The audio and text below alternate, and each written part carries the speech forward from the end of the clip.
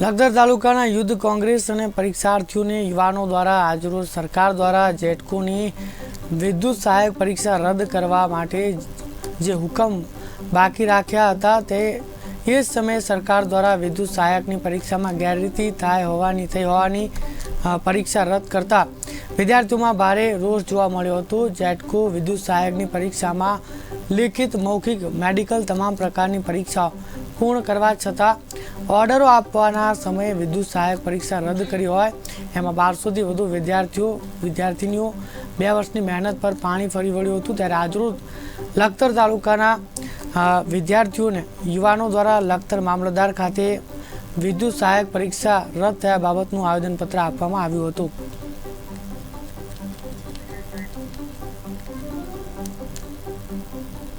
મહિનામાં વિદ્યુત સહાયકનો pole test અમે પાસ કરેલો છે।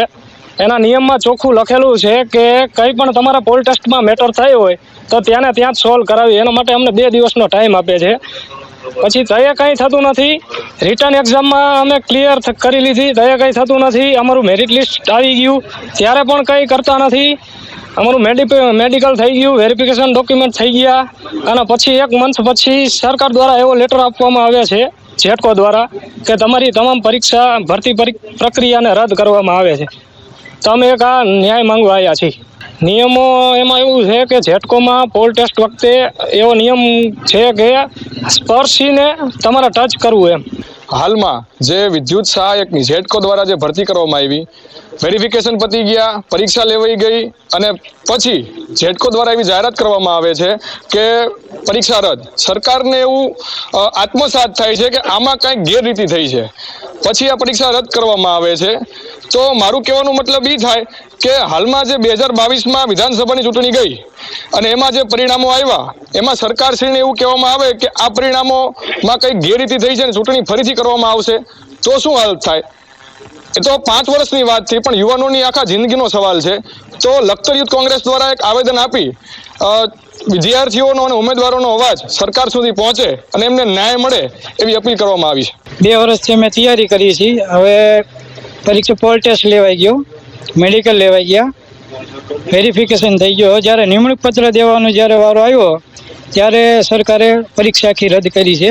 ગુજરાત સરકારની વીજ કંપની જેટકો દ્વારા તાજેતરમાં એક ભરતી પ્રક્રિયા લેવામાં આવી હતી, જે ભરતી 2 તબક્કામાં પસાર થાય છે। જેમાં પહેલું માર્ચ 2023માં પોલ ટેસ્ટ લેવામાં આવી હતી અને સપ્ટેમ્બર 2023માં લેખિત પરીક્ષા લેવામાં આવી હતી અને ઓક્ટોબરમાં જેનું મેડિકલ વેરિફિકેશન તથા ડોક્યુમેન્ટ વેરિફિકેશન કરીને 1200થી વધારે વિદ્યાર્થીને નિમણૂક પત્ર જાહેર કરવાના હતા।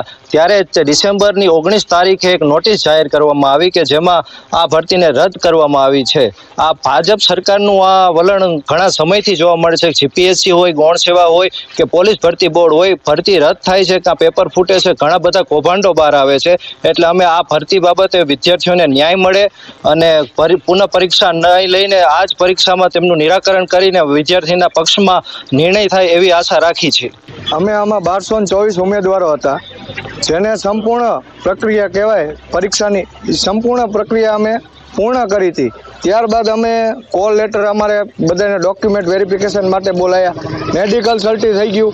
ત્યારબાદ અમને જેટકો વાળાએ કોઈ પણ જેને કહેવાય ને કે જાણ ન કરી અને ડાયરેક્ટ 19 તારીખે રાતે સાંજે 7 વાગે નોટિફિકેશન જાહેર કરી દીધી કે તમારી સંપૂર્ણ ભરતી અમે રદ કરવા અને નવી આગામી તારીખ 28-29 2 પોલની આપી દીધી છે અને તારીખ 7 અમારી લેખિત પરીક્ષા પણ જાહેર કરી દીધી છે।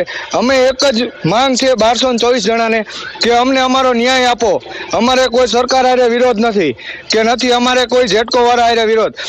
અમારી માંગ છે એ અમારે જોઈ છે। જે મોઢામાં રોટલો આપ્યો તો એ અમારો છીનવી લીધો છે, બરોબર। અમે અમારો ન્યાય અમારો હક માંગવી છીએ। અમે બીજો કોઈ વિરોધ નથી કરતા। અમને 1200 જણાને ન્યાય મળે, 1224 જણાને, એ અમારી માંગ છે।